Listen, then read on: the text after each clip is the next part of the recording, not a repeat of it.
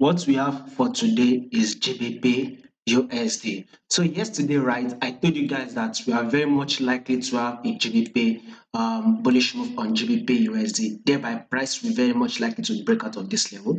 You can see that price eventually did so. So that is why I want you guys to actually click on the subscribe button. If you have not subscribed, if you are new to this channel, please make sure you click on the subscribe button. Also like and make your comments. We'd love to watch out for it. So eventually GBP to USD actually giving us this breakout, and you can see it came out here.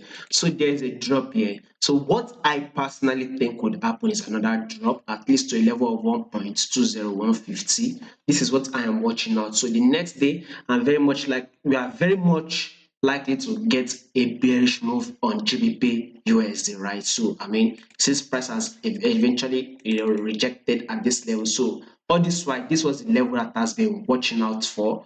I'll be wanting to GBP to the USD to come to tap this level. So price has given us this movement. So what's next I am watching out for on GBPUSD is this drop to a level of 1.20150. So when you go to your daily time frame, so I mean you take a look at your daily time frame, right?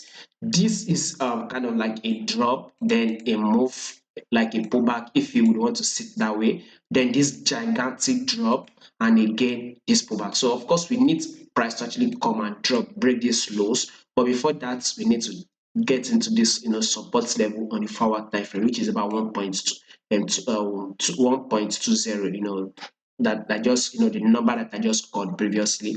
So that is what I am watching out for. You can see a pullback that has even come to tap this 10 period simple moving average. So I'll be expecting a drop. So now if you are not one of my Patreon subscribers, right, you must have missed out the trade that I gave to my Patreon subscribers yesterday. Also we traded US 30, and actually US 30 actually got to the point, and it got to the level that we actually talked to.